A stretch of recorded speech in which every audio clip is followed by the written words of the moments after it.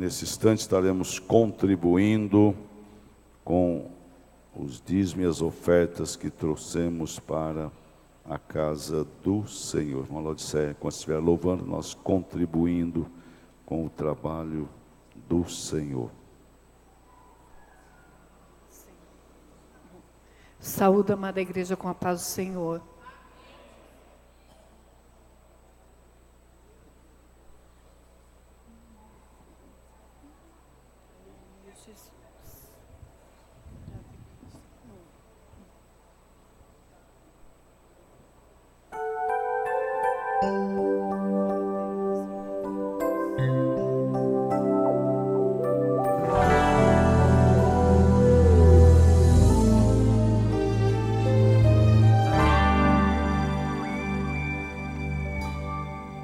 Sei que estás aqui, Senhor.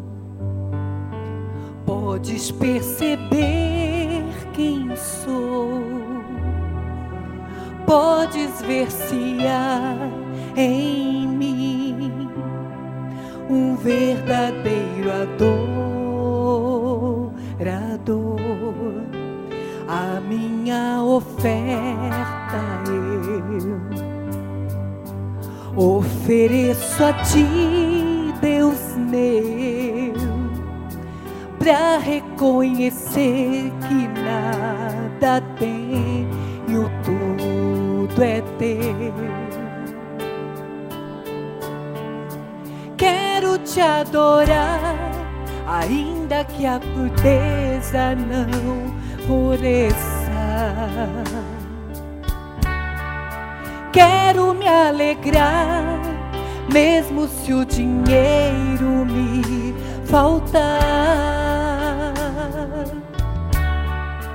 A vitória vem, mesmo que pareça que é o fim. Pois tu és fiel, Senhor, fiel a mim. Tu és fiel, Senhor, eu sei que tu és fiel. Tu és fiel, Senhor, eu sei que tu és fiel. E ainda que eu não mereça, permaneces assim, fiel, Senhor, meu Deus, fiel a mim. Fiel, Senhor, meu Deus, fiel a mim.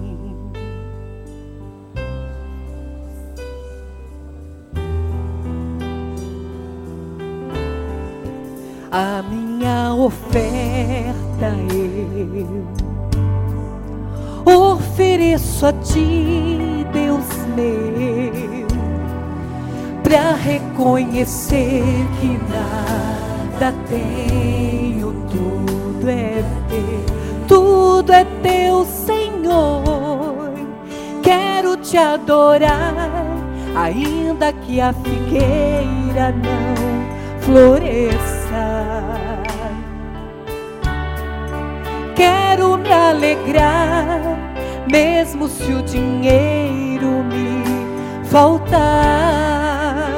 A vitória vem, mesmo que pareça que é o fim. Pois tu és fiel, Senhor, fiel a mim. Aleluia, tu és fiel, Senhor, eu sei que tu és fiel. Eu sei, tu és fiel, Senhor, eu sei que tu és fiel.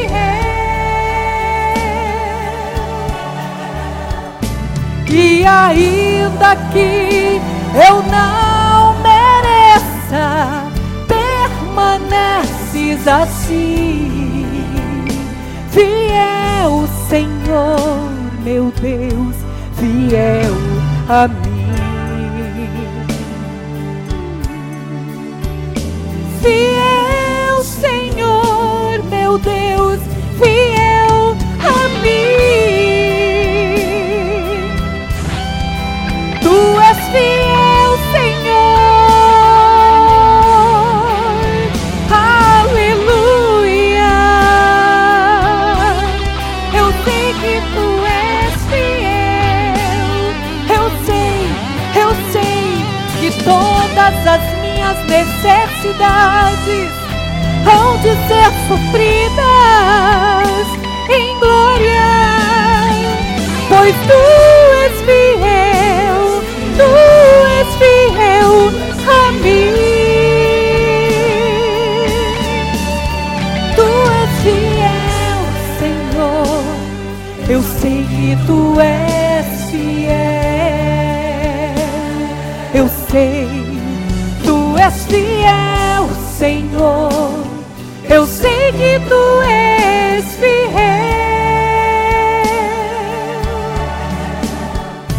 E ainda que eu não mereça, permaneces assim. Fiel, Senhor, meu Deus, fiel a mim. Fiel, Senhor, meu Deus, fiel a mim. Fiel, Senhor, meu Deus, fiel a mim. Fiel a mim. Amém. Amém. Ele continua fiel, depende e espera que sejamos também. Convido todo o povo de Deus a estar de pé. Vamos orar ao Senhor. Quantos precisam de oração? Lembrar de orar pelo nosso irmão Newton Sérgio, necessita das orações. Irmão Orlando, o presbítero Orlando também recuperando de cirurgia. E todo o povo de Deus. Convido aqui o nosso irmão Nelson Moreno, obreiro, evangelista Nelson Moreno, para orar juntamente com a igreja e apresentarmos o preletor da noite, pastor Jonas, que vai ministrar-nos a palavra nesta noite. A paz do Senhor Jesus, amém? Oramos ao Senhor. Maravilhoso e querido Senhor, mais uma vez, Senhor, estamos nesse oráculo santo nesta noite, ó Pai, para junto nós te adorarmos, te exaltarmos, o teu nome santo e sacrossanto, Senhor. Meu Deus, que o Senhor possa nos dar vitória nesta noite, abençoando as nossas vidas, Senhor. Aqueles, Senhor, que estão enfermos, que o Senhor possa visitá-los nessa noite, e com as tuas mãos santas, as tuas mãos potentes, poderosas, as tuas mãos curadoras, operante de milagres e prodígio, venha tocar sobre os teus filhos, ó querido e amado Senhor. Continua abençoando os trabalhos nesta noite, ó Pai. O teu filho, Senhor, pastor Jonas, que vai aqui, Senhor, falar sem algo concernente de ti para os nossos corações. Abençoa o teu filho, o teu atalaia, o teu ungido, Senhor, e fala conosco nessa noite, ó Pai, porque estamos aqui clamando e pedindo a ti. Fala, Senhor, que os teus servos ouvem. Querido e eterno Deus, louvamos e desde já te agradecemos no santo e glorioso nome de Jesus. Amém. Cumprimento a todos os irmãos com a paz do Senhor. Meus amados, estou feliz por estar aqui mais uma vez na casa de Deus, para juntos adorarmos ao Senhor, o que já fizemos, orando, louvando, e agora chega o momento da palavra. E nós queremos agradecer também ao pastor Jurandir, nosso vice-presidente, pela escala, né? Não vou dizer convite, mas escala, pela escala para que eu pudesse estar aqui nesta noite, ministrando aos irmãos, e para mim é um privilégio, uma alegria, e agradeço pela confiança e pela honra de determinar que eu estivesse aqui esta noite. Agradecemos também ao nosso pastor presidente, que sempre dá a liberdade para nós trabalharmos e, desta forma, somarmos para o reino de Deus. Quero convidar os irmãos para abrirem as nossas Bíblias no Evangelho de São Lucas, no capítulo de número 21, e os versos de números 25 e 26.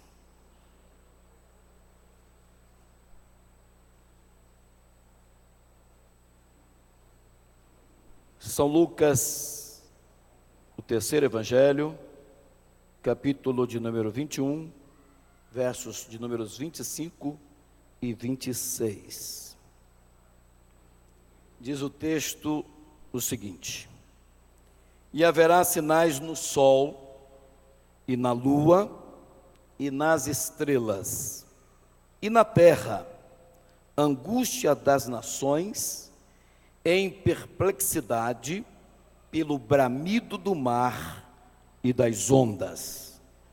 Homens desmaiando de terror, na expectação das coisas que sobrevirão ao mundo, porquanto os poderes do céu serão abalados. Vou ler mais uma vez. E haverá sinais no sol, e na lua, e nas estrelas, e na terra, angústias das nações, em perplexidade pelo bramido do mar e das ondas. Homens desmaiando de terror, na expectação das coisas que sobrevirão ao mundo, porquanto os poderes do céu serão abalados. Amém. Deixe sentar, meus amados. Queridos irmãos, nós queremos chamar a atenção dos irmãos para meditarmos um pouco em duas frases apenas do texto que nós acabamos de ler, até porque o texto ele não é tão grande, mas a abordagem que faz aqui o Senhor nesse texto, ela é muito grande, e o tempo não seria suficiente para nós falarmos sobre tudo o que está aqui nesse texto. E eu quero me referir tão somente a algumas frases, duas, que foi omitida no Evangelho de Mateus e no Evangelho de Marcos, mas Lucas registrou, que é exatamente a segunda parte do versículo 25, que diz assim: e na terra, angústia das nações, em perplexidade pelo bramido do mar e das ondas.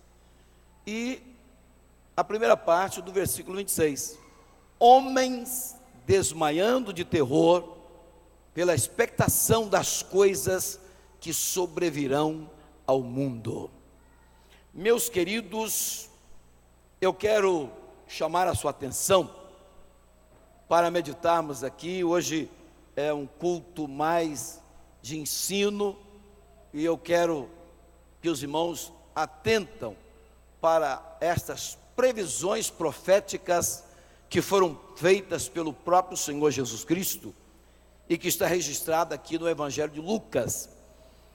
A verdade é que eu quero falar e meditar com os irmãos, subordinado aqui a um tema que me veio ao coração quando me preparava para este momento, que é exatamente o seguinte: o que fazer quando nada se pode fazer? Vou repetir: o que fazer quando nada se pode fazer? Na verdade, meus amados, nós estamos vivendo um momento único da história da humanidade. Sabemos que estamos vivendo uma crise em todos os segmentos da sociedade. Estamos vivendo um abalo sísmico como nunca houve em nenhuma época anterior. Cumpre-se em nossos dias o que Jesus falou. Jesus, ele disse,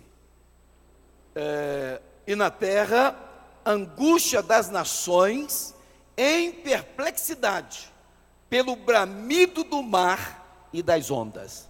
Bramido é rugido, estrondo, urro, um barulho ensurdecedor. E meus queridos, diante de tanta calamidade, de tanta crise, de tanto abalo, o que fazer? Vemos os homens que se consideram os maiores, impotentes, diante de tanta manifestação, de tanta abalo, de tanta crise, e nós, a Igreja de Cristo, estamos também inseridos nesse contexto, porque nós somos cidadãos também, por enquanto aqui, somos cidadãos do céu, mas enquanto estamos na terra, somos cidadãos da terra. Estamos também sujeitos aos reflexos que vêm de toda essa crise, de todos esses problemas, de todos esses abalos que acontecem no momento atual e que abala sensivelmente a nossa geração. Meus queridos, o que é uma crise? Crise é uma transição entre um momento de prosperidade para um outro momento de depressão. Crise é o que acontece entre um momento, vamos dizer assim, de paz para um momento de conflito. Então, há uma mudança acentuada, então se vive então uma crise. Por exemplo, o mundo, as nações estão mergulhadas numa crise em todos os setores, como eu já disse. E eu quero começar a falar aos irmãos que esta crise, ela tem origem lá no Éden. Quando o homem pecou, o Senhor Deus disse a Adão, lá em Gênesis capítulo 3, versículo 17, o seguinte: maldita é a terra por causa de ti. Então a maldição caiu sobre a terra por causa da desobediência do ser humano, o pecado. E na verdade, essa situação vem se aumentando em intensidade e também em quantidade, intensidade e também na questão numérica. Tudo hoje é mais intenso e em número maior. Então, na proporção que aproxima o dia da volta de Jesus, eu creio que as tensões aumentarão, os problemas se agigantarão, os terremotos serão mais violentos. Com certeza, o que está escrito aqui, Jesus disse, homens desmaiando de terror, isso já é comum nos nossos dias. Mas eu creio que a situação há de piorar. E os irmãos observem que Jesus fez essa previsão e ele assegurou que isto aconteceria momentos antes da sua volta. Pois logo no versículo seguinte, você vai ler o seguinte: então aparecerá no céu o sinal do Filho do Homem, vindo sobre as nuvens com poder e grande glória. Significa que nós, os crentes em Jesus Cristo, temos que ter uma postura diante dessa geração que está vivendo toda essa situação, diante das próprias calamidades que acontecem, e diante da notícia mais alvissareira que temos, que Jesus vai voltar. Então, meus amados, Isaías, o profeta, no capítulo 24, versículo 6, ele registra o seguinte: por isso a maldição consome a terra, e os que habitam nela serão desolados. Por isso serão queimados os moradores da terra, e poucos homens restarão. Isaías 24, versículo 6. E nós sabemos que tudo isto começa com uma crise espiritual. Tudo começa com a desobediência do homem lá no Jardim do Éden.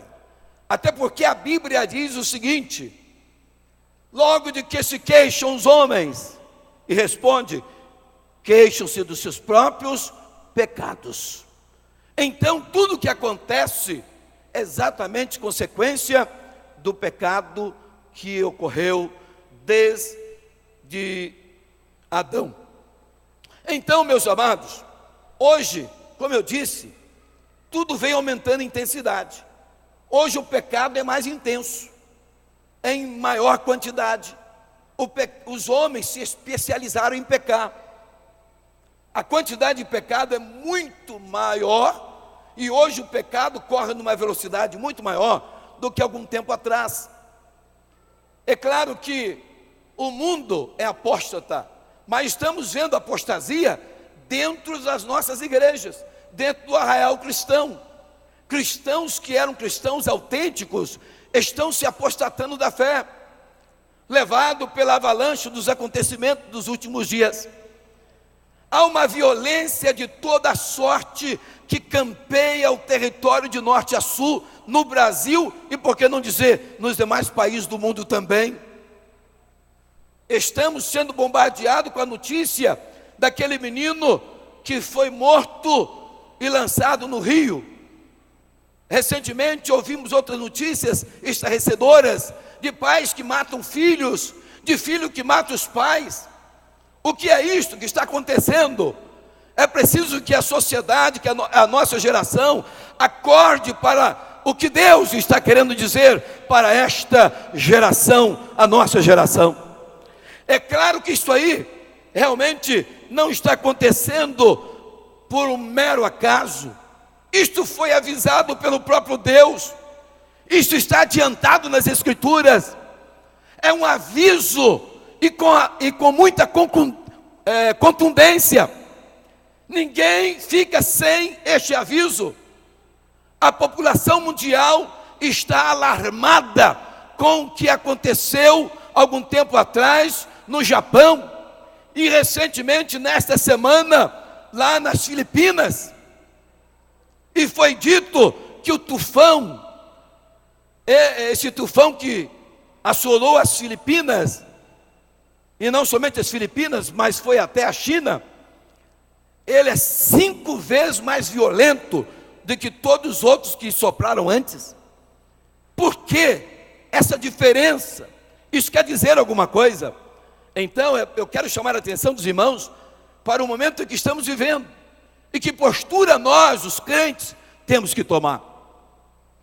Então, hoje vivemos, irmãos, uma injustiça social em todos os níveis. Nós estamos vivendo falta de patriotismo. Homens que são escolhidos pela própria sociedade, mas que aproveitam a posição social que ocupam para levar as vantagens e atender os seus interesses particulares. O que é isto? Isto é uma característica dos nossos dias. Estes homens representam a nossa geração. Não pode ser diferente. Alguém pode dizer assim, mas isso sempre aconteceu. Sim, sempre aconteceu, mas não como está acontecendo agora. É preciso atentar para a diferença com que acontecem as coisas em nossos dias. Por que não falar da fornicação, prostituição, adultério e os demais pecados do sexo, que os homens vão se especializando nele cada dia que passa? Meus amados, falando da crise espiritual, eu tenho a certeza que uma crise espiritual, um problema, uma dificuldade espiritual gera outras crises. Hoje, no mundo, vivemos uma crise econômica.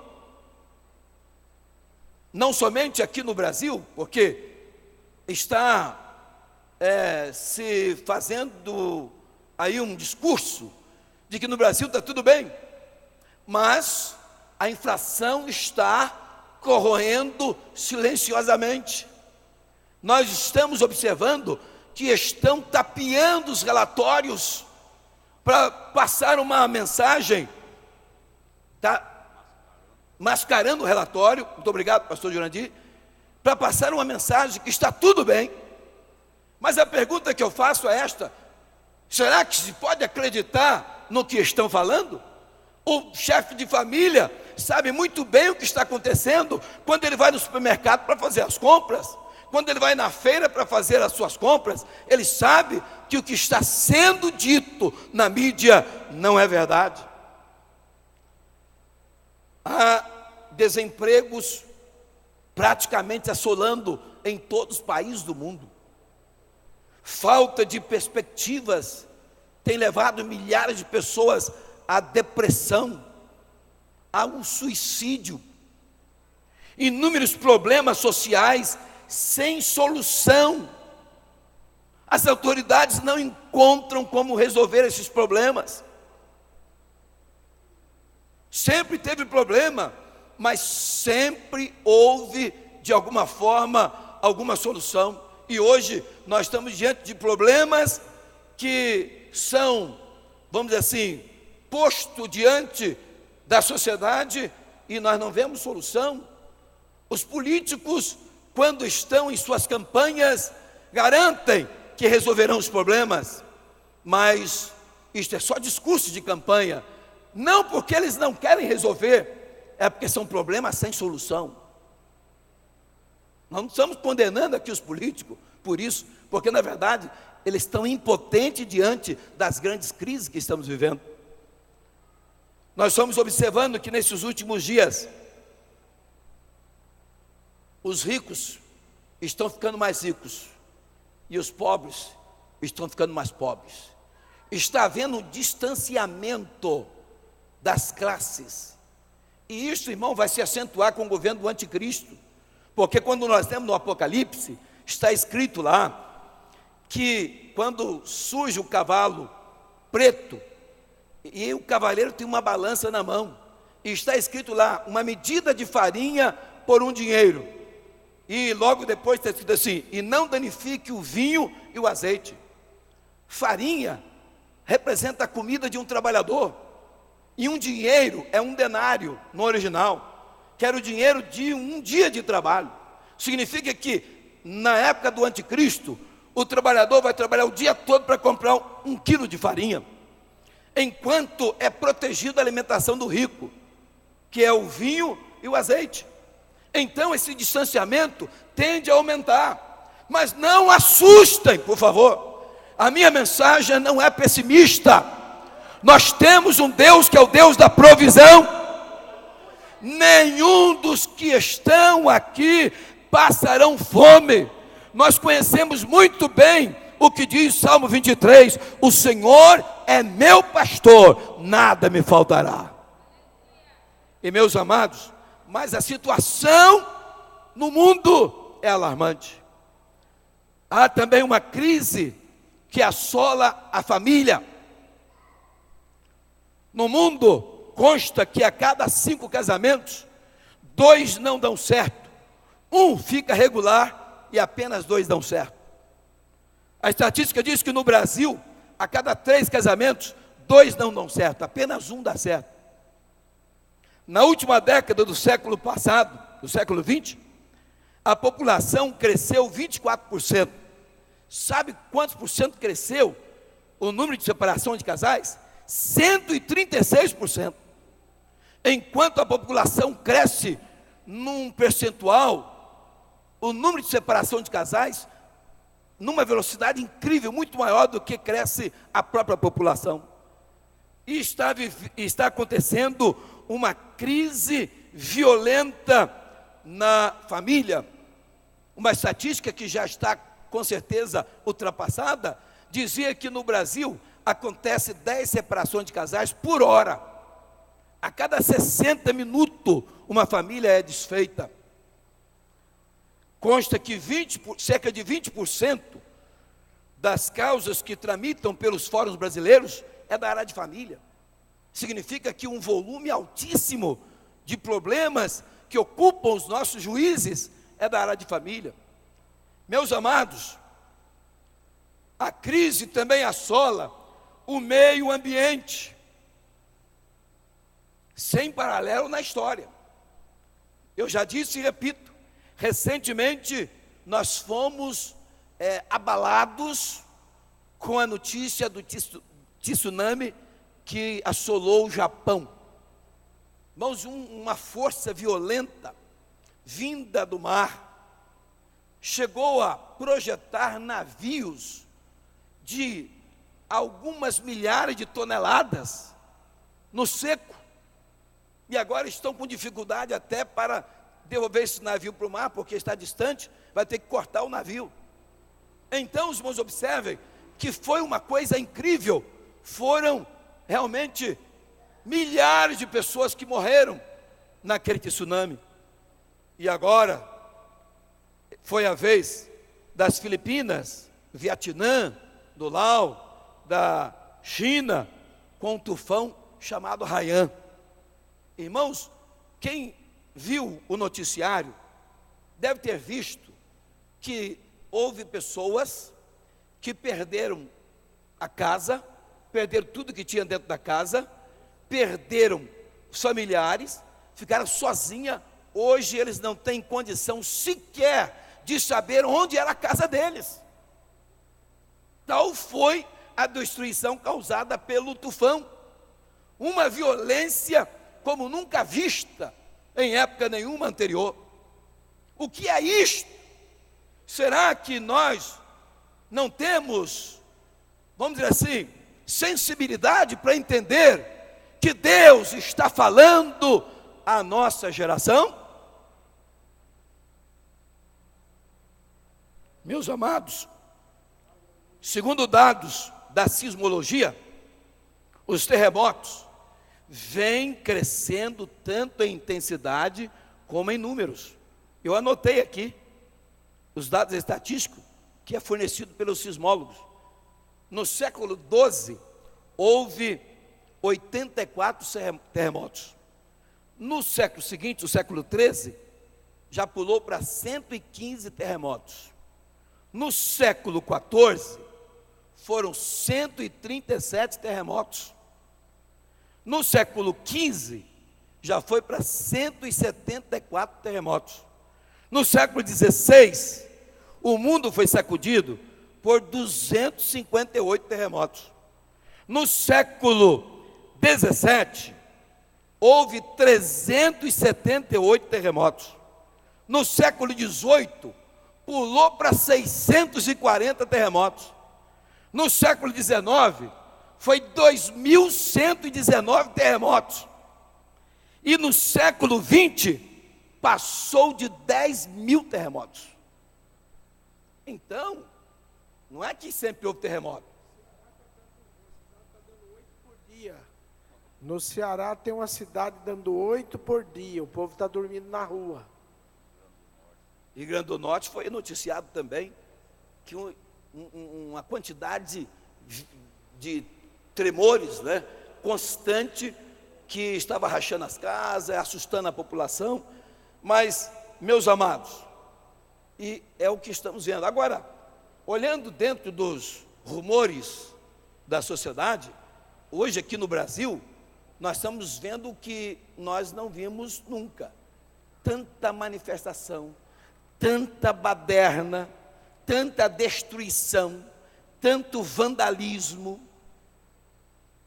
pessoas quebrando as coisas, pondo fogo em ônibus, em caminhão, destruindo tudo, fechando avenidas.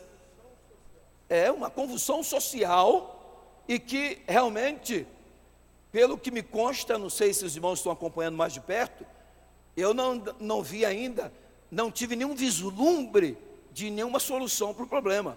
Parece que a coisa continua. Agora, meus amados, qual é a situação? Qual é a postura?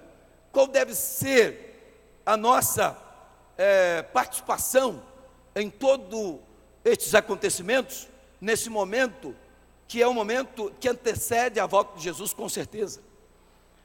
Veja bem, na Bíblia, há um acontecimento que eu extraí para fazer um paralelo do que representa a nossa geração atual, que eu peguei lá no capítulo 21 de Gênesis, a história de Agar, a escrava de Abraão, quando foi expulsa da casa de Abraão. A Bíblia diz que pela manhã, Abraão levantou, pegou um odre de água e um bocado de pão, colocou nos ombros de Agar e despediu Agar e Ismael, o seu filho. Então, esta mulher, eu quero chamar a sua atenção para nós observarmos que ela representa de alguma forma a nossa geração que caminha sem saber para onde estão indo.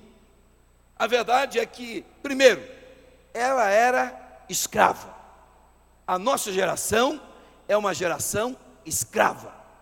Escrava dos vícios, escrava do pecado, escrava de seus próprios interesses, dos seus próprios impulsos, escrava de si mesma. Na verdade, o homem anda escravizado. Alguns escravizados pelo dinheiro, outros escravizados pelos vícios, pelas drogas, outros escravizados pelos próprios impulsos carnais. De alguma forma, o diabo tem aprisionado milhões de vidas que estão presas, escravizadas, sem poder fazer. E a pergunta que não quer calar é esta: o que fazer quando nada se pode fazer? O que fazer quando nada se pode fazer? Ela era escrava, e nós temos uma geração, uma sociedade escrava. Segundo, a Bíblia diz que quando ela foi despedida, ela saiu andando errante pelo deserto. Porventura, não é essa a situação da nossa sociedade? Andando errante, ou seja, sem destino e sem ter um caminho para seguir, sem saber aonde vai chegar, sem saber aonde vai dar a peregrinação. Jesus, nos seus dias, quando ele pregava, a Bíblia diz que ele olhou a multidão e os via como ovelhas que não tinham pastor. Ovelha sem pastor, ela não tem direção. Uma vai para a esquerda, outra vai para a direita, outra se junta no canto, se junta no outro, porque na verdade ela depende de ser dirigida. E nós vemos uma sociedade, uma geração que está vivendo de forma errante, sem saber aonde vai chegar. E enquanto Agar e o seu filho andavam, eles tinham a provisão do pão e da água que Abraão havia dado. Mas andando errante pelo deserto, o pão foi acabando, a água também acabou, e chega um momento que não tem mais água e não tem mais pão. Assim vive a nossa sociedade. O nosso Deus é provedor e ama a todos, mas a sociedade se distanciou-se de Deus, assim como Agar estava distante de Abraão. E andando errante pelo deserto, as provisões se acabam. E a nossa sociedade, uma sociedade vazia, uma sociedade sem realmente um destino, um caminho, uma esperança. Se você está me ouvindo aqui, glorifique o nome do Senhor, porque você está vivendo neste momento, você realmente é uma pessoa que pode viver os reflexos de todos esses acontecimentos, mas contigo, comigo, conosco é diferente. Meus amados, quando a provisão acabou, Agar não tinha dúvida: eu e o menino vamos morrer. Você olha para a nossa geração sem Deus e vê uma geração que está caminhando para onde? Para a morte.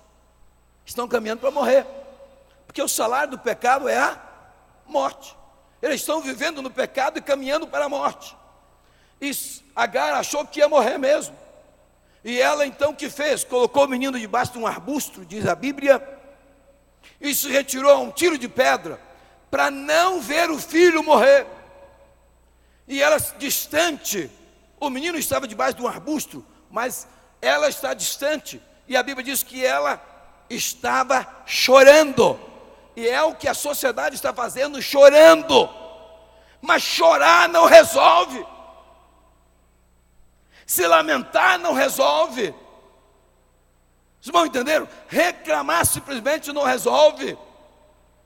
Agora, em contrapartida, enquanto Agar está chorando, o filho de Abraão está debaixo de um arbusto, está debaixo de uma proteção, e ele não está chorando, mas ele está orando, ele está clamando. Ele lembrou do pai Abraão, do Deus do pai Abraão, e ele começou a clamar ao Deus do seu pai Abraão. E sabe o que aconteceu? Enquanto ele orava e clamava ao Senhor, a Bíblia diz que o anjo do Senhor bradou para Agar e disse: que tens, Agar? Ou seja, por que choras? Levanta-te, toma o menino pela mão, porque eu farei dele uma grande nação. E ela levanta, e quando pega o menino pela mão, ela enxerga no deserto um poço de água viva. Eu quero chamar a sua atenção para o fato de que, diante dessas calamidades, diante dessa sociedade que anda errante, a igreja não pode se calar, porque nós estamos constituídos aqui como intercessores, como sacerdotes. A igreja é o sacerdócio real, é dever da igreja clamar ao Deus de Abraão em favor dessa sociedade que perece sem Deus, sem salvação, sem destino, sem saber onde vai chegar. Eles não têm nenhuma diretriz, mas você que me ouve tem. Você sabe que Jesus é o caminho, você sabe que o nosso Deus é o Deus da provisão, você sabe que o mundo pode virar de cabeça para baixo, mas a fidelidade de Deus para conosco permanecerá de pé. Aconteça o que acontecer, Deus não nos abandonará. A Bíblia diz que nada nos separará do amor de Cristo, do amor de Deus que está em Cristo Jesus. Você pode até se afastar de Deus, mas o amor de Deus não distancia dos seus filhos, e Ele vai cuidar dos seus em qualquer situação. Agora nós temos também que avisar essa sociedade. Nós temos que dizer para eles o que está acontecendo e o que está para acontecer, que é muito pior, para ver se eles pelo menos dê um break nessa loucura pelo pecado e que ficou desenfreado. Hoje os irmãos sabem que a nossa geração não só pecam, mas tem o orgulho de pecar. Tanto é que tem até a parada do orgulho. Se orgulham porque são pecadores. Estamos vivendo um momento semelhante ao de Sodoma e Gomorra. Não esqueça que a Bíblia, o Evangelho adverte que os dias que antecederiam a volta de Cristo seriam semelhantes aos dias de Ló.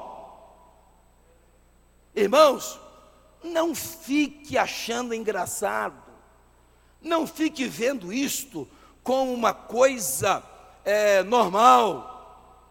Olhe para a Bíblia, porque é bem possível que alguns crentes ficarão aqui até aplaudindo essas pessoas no momento do arrebatamento da igreja, porque são crentes desapercebidos, não estão enxergando as implicações que tem todas essas coisas. Você está colocado na posição de intercessor, você está colocado na brecha entre Deus e essa geração. Faça alguma coisa por essas pobres almas, porque caso contrário, elas vão para a condenação eterna. Mas Deus não fez o inferno para os homens, diz a Bíblia que foi para o diabo e os seus anjos. E nós temos que clamar por esta nossa geração. Nós somos responsáveis pela proclamação do Evangelho para esta geração. Paulo já pregou para a sua geração, Pedro pregou para a sua, os demais, os pais da igreja pregaram para a geração deles, não é verdade? Os historiadores do passado, os obreiros do passado já fizeram o papel deles, agora somos nós. Será que nós vamos deixar, como diz aí o provérbio popular, a peteca cair? Será que não vamos tomar uma atitude de oração, de intercessão, e fazer com que a igreja acorde para a sua posição diante dessa situação que vivemos? O que fazer quando nada se pode fazer? Eles não podem fazer nada. H não podia fazer nada. H só pensou assim: eu vou morrer. Pode fazer nada, fazer o quê? Mas o menino lá descobriu que tem alguma coisa que pode ser feita. O anjo disse para ela: o Senhor ouviu a voz do rapaz. O Senhor não ficou olhando o choro dela, não. O Senhor ouviu a voz do rapaz. O Senhor ouve o clamor do seu povo. Amém? A Bíblia diz que Deus não ouve a pecador, mas se o tal é temente a Deus, a esse ele ouve. Não é verdade? Agora, amados, eu quero chamar a sua atenção que além dessa postura de avisar, de alertar, de interceder por essa, agora nós temos uma postura que é própria nossa, uma postura interna.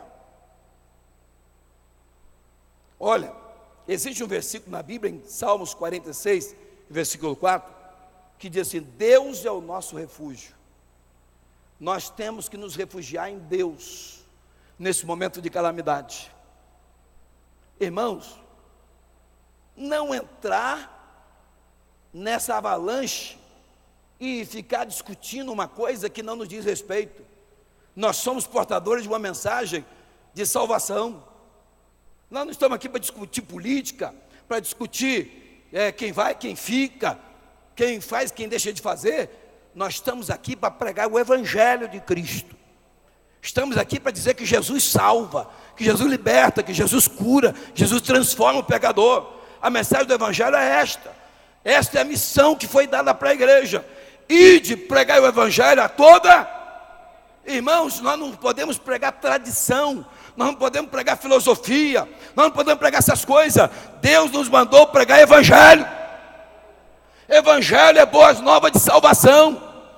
Nós temos pessoas que estão pregando por aí, estão pregando tradição, pregando ilustração, pregando história, que não tem virtude espiritual, que não tem a unção de Deus, não tem inspiração divina.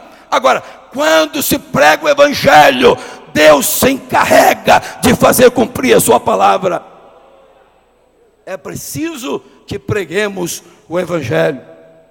Meus amados, o patriarca Jó, um homem justo, aliás, é um dos poucos homens que Deus deu testemunho. Como está aqui exarado o testemunho no livro de Jó, ele é único. Sobre mais nenhum outro homem Deus falou dessa forma, não é verdade? Deus deu testemunho deste homem, mas mesmo sendo uma pessoa íntegra, que desviava do mal, ele não ficou livre das crises. Isso que eu quero chamar a sua atenção. Não quer dizer, porque Jesus está com você, que você não vai sofrer os reflexos das crises. Claro que vai. Jesus disse, no capítulo 8 de Lucas, para os discípulos: passemos para outra banda do lago. E eles entraram no barco. E Jesus foi dormir na popa lá, Jesus estava com eles também. Mas levantou-se uma tempestade de vento tão violenta que o barco já ia sendo naufragado, já ia naufragando. Agora, quem mandou foi Jesus, estava na direção de Jesus. Jesus estava com eles no barco, mas nem isso impediu a tempestade. Não é porque temos Jesus que não vamos enfrentar crises. Com certeza, se tem alguém que tem condições de enfrentar crise, somos nós que temos Deus. Abra sua Bíblia aí, por gentileza, no Eclesiastes, no capítulo 4, verso 1. Eclesiastes 4 e o verso 1. Observe o que diz a palavra do Senhor aqui nesse texto.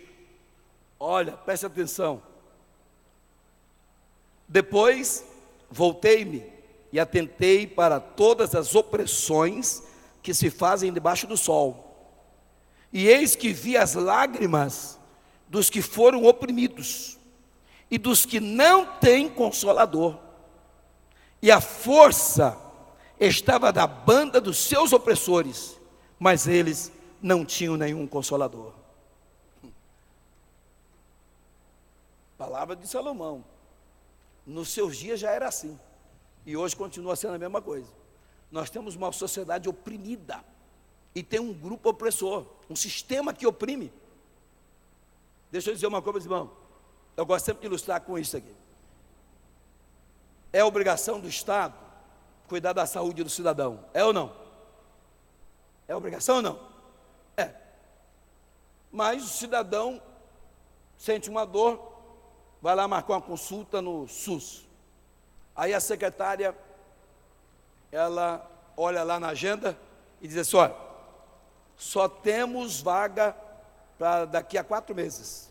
A pessoa está sentindo a dor ali na hora. Você, mas eu não vou aguentar, não é possível. Aí fica meio nervoso ali na frente e fica meio agitado.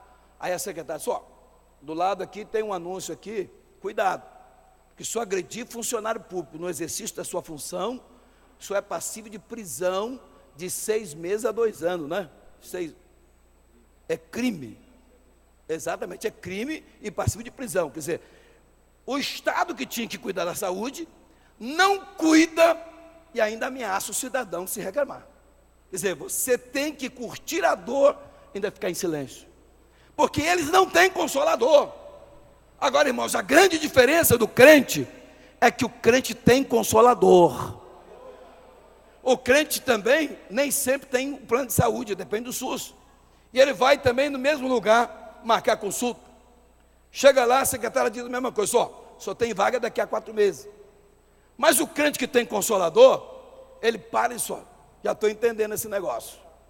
Eu acho que Deus quer fazer um milagre na minha vida, porque 4 meses eu não vou poder esperar. Eu vou para a igreja hoje, vou pedir o pastor para orar e me ungir, e Deus vai fazer o milagre.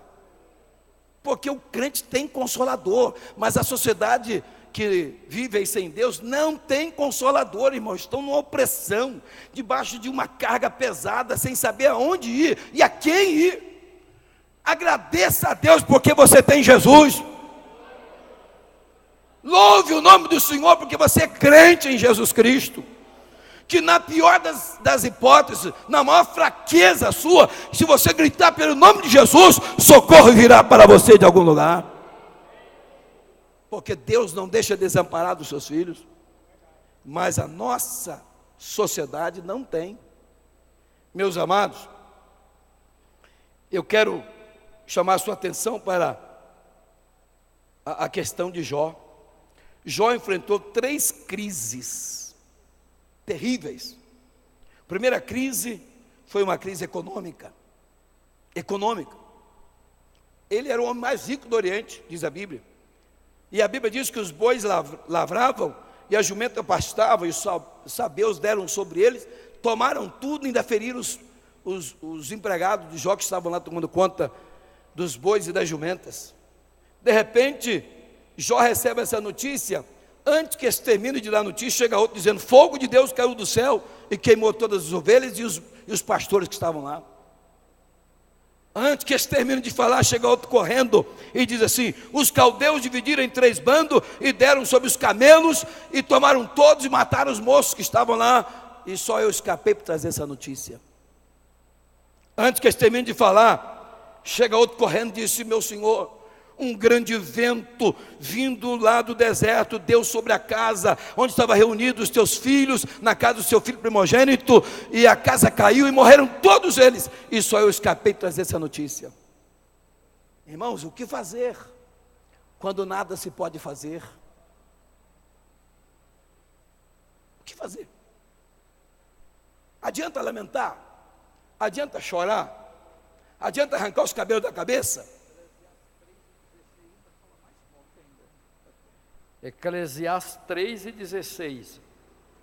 Vi mais debaixo do sol, no lugar do juízo, impiedade, e no lugar da justiça, impiedade ainda. Essa é a situação do sistema, do mundo. Essa gente está oprimida, irmão.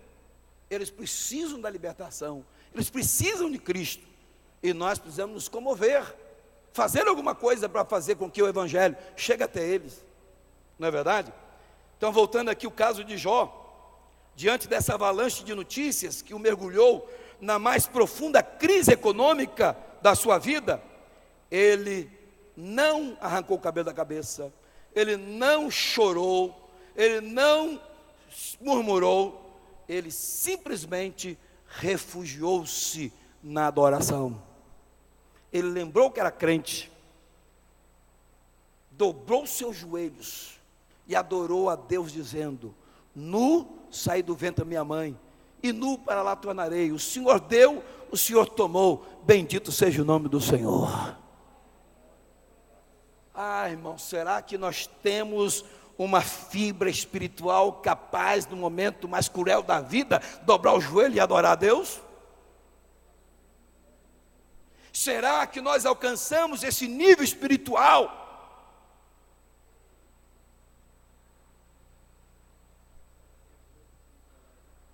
Nós estamos observando, segundo o que está dizendo o pastor João Messias, o contrário. Qualquer coisinha as pessoas querem abandonar a fé. Está faltando maturidade espiritual, está faltando calejamento espiritual, está faltando estrutura espiritual. Irmãos, o crente tem que saber que Deus é Deus. Não é porque lhe aconteceu um infortúnio que Deus deixou de ser Deus. A casa caiu, mas Deus continua no trono. Você perdeu o emprego, mas Deus está no trono. Você perdeu a saúde, mas Deus continua no trono. A desgraça se abateu sobre a sua família, mas Deus continua no trono. E se isto aconteceu com você, tenha certeza, Deus permitiu e está te acompanhando nesta crise.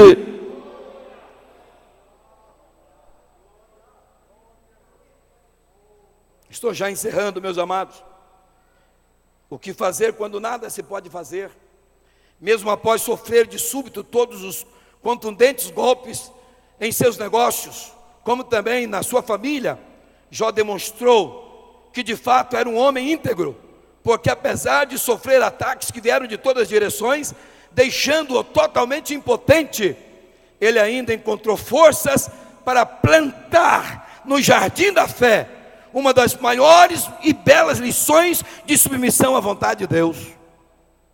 A dor pôde modificar o seu semblante, mas não pôde arrancar a sua fé, a sua confiança em Deus. Irmãos, perca tudo, mas não fique sem Jesus. Não perca a sua fé, não perca o temor a Deus. Continue agarrado na hora do vestido de Jesus, porque de alguma forma você será socorrido. Meus amados, para que não bastasse, o diabo, com a permissão de Deus, resolveu entrar na crise, fazer acontecer uma crise conjugal.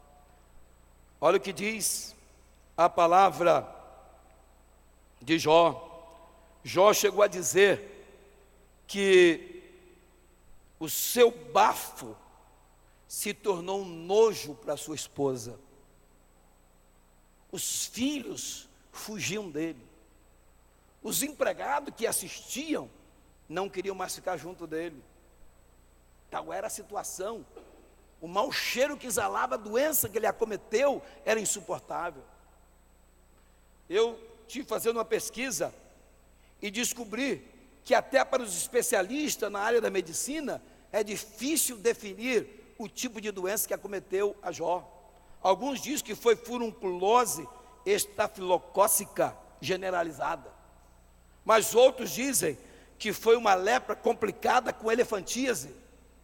Outros chegam a dizer que foi elefantíase, que é uma hipertrofia da pele e do tecido subcutâneo, uma doença terrível que provoca o aumento do tamanho da pele e do subcutâneo, chegando a obstruir a circulação linfática devido à forte infecção, e chega a mudar o semblante da pessoa. Ele fica irreconhecível, porque incha e vira um monstro.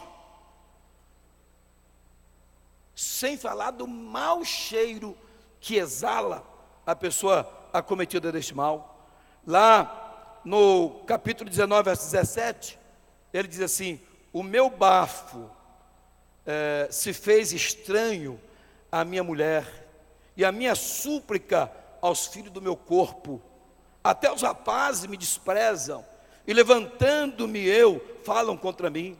Todos os homens do meu secreto conselho me abominam, e até os que eu amava se tornaram contra mim.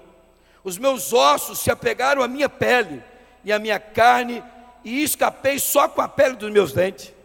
Aí ele termina dizendo assim: compadecei-vos de mim, amigos meus, compadecei-vos de mim, porque a mão de Deus me tocou. Parecia que o seu fim tinha chegado.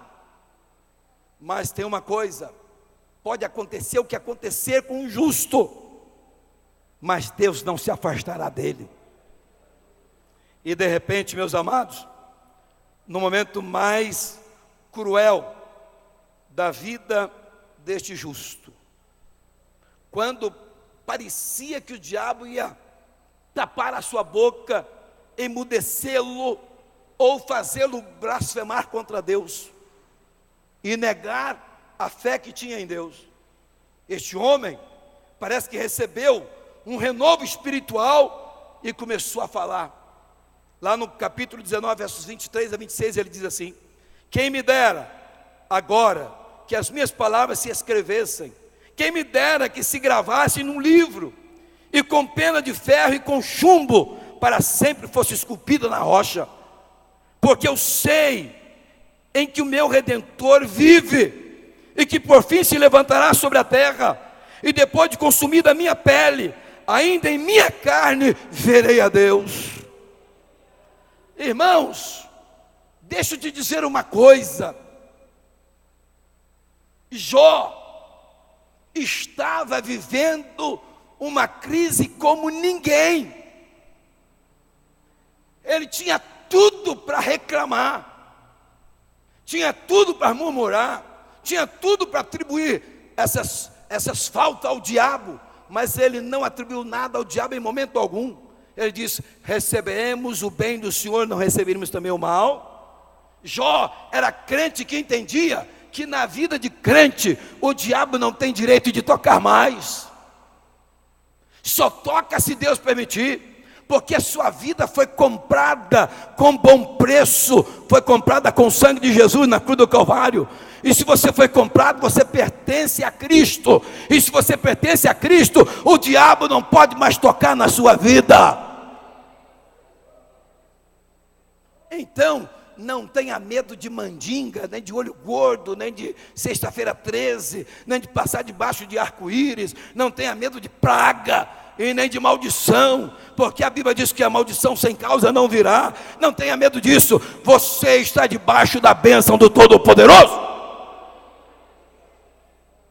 É preciso vivermos o verdadeiro cristianismo nessa hora difícil em que passa a igreja de Cristo. Vivemos um momento único da história, e que nós não podemos fechar os olhos para essa realidade. Temos que viver um cristianismo pleno, autêntico. Deixa eu dizer para mim encerrar, a última frase: acabou o tempo de brincar de ser crente, agora é 880, ou é ou não é. Estamos na reta final. Agora você se acerta ou não acerta mais. Estamos naquele momento em que a Bíblia diz assim: olha, quem é sujo, suje-se mais ainda. E quem é limpo, limpe-se mais ainda. Ou seja, estamos na era da definição. É preciso que você defina. O que você quer? Quer ir para o céu ou quer ficar aqui? Seu negócio é com Deus ou com o anticristo? Se o seu negócio é com Deus, agarre com Jesus. Refugie-se em Deus. Venha adorar a Deus, irmão. Venha fortalecer a sua fé. Não deixe de participar dos cultos semanais. Eu estou preocupado com crentes que só vêm na igreja aos domingos. Esses crentes não têm estrutura. Eu estou preocupado. Jesus está voltando. Como é que esses crentes vão ao encontro do Senhor desta maneira? Que Deus nos conceda a sua graça. A nossa geração nada pode fazer, mas você pode. Você pode clamar, você pode orar, você pode pregar, você pode interceder, você pode se aproximar mais de Deus, você pode mudar a história. Que Deus nos conceda a sua graça. Eu quero encerrar agradecendo a Deus e já pedindo perdão pelo horário que avancei. Viu, meu pastor?